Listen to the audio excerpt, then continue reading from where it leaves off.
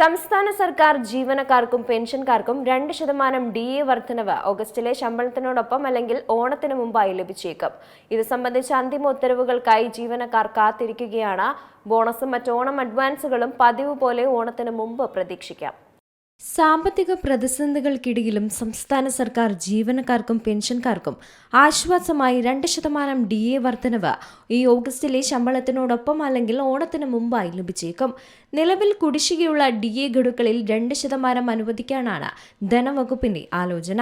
വരാനിരിക്കുന്ന ഓഗസ്റ്റ് മാസത്തെ ശമ്പളത്തോടൊപ്പം ഈ തുക ജീവനക്കാർക്ക് ലഭിക്കുമെന്നാണ് റിപ്പോർട്ടുകളും സൂചിപ്പിക്കുന്നത്. ഈ വർഷം ഓഗസ്റ്റ് അവസാന വാരമാണ് ഓണം വരുന്നത്. അതുകൊണ്ട് തന്നെ ജീവനക്കാർക്ക് നേരത്തെ ശമ്പളവും ഉത്സവകാല ആനുകൂല്യങ്ങളും വിതരണം ചെയ്യേണ്ടതുണ്ട്. ഇതിനായുള്ള ഒരുക്കങ്ങൾ സർക്കാർ ആരംഭിച്ചു കഴിഞ്ഞു. ഓഗസ്റ്റിലെ ശമ്പള ബില്ലുകൾ നേരത്തെ പ്രോസസ്സ് ചെയ്ത് ഓണവിപണി സജീവമാകുന്നതിന് തൊട്ടു മുമ്പ് തന്നെ ഈ അധിക തുക ജീവനക്കാരുടെ അക്കൗണ്ടുകളിൽ എത്തിക്കാനാണ് ലക്ഷ്യമിടുന്നത്.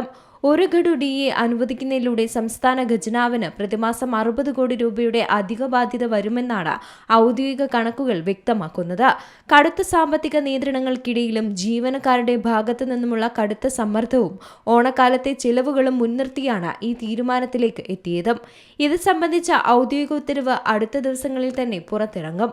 കേന്ദ്ര സർക്കാർ ജീവനക്കാരുടെ DA വർധനവിന് ആനുപാതികമായി സംസ്ഥാന ജീവനക്കാർക്കും കൃത്യസമയത്ത് DA അനുവദിക്കേണ്ടതുണ്ട്. എന്നാൽ കഴിഞ്ഞ കുറച്ചു കാലമായി കടുത്ത സാമ്പത്തിക പ്രതിസന്ധി കാരണം കേരളത്തിൽ DA ഗഡുക്കൾ അനുവദിക്കുന്നത് വൈകിയിരുന്നു. നിലവിൽ ജീവനക്കാർക്ക് വലിയ തോതിൽ DA കുടിശ്ശികയുണ്ട്.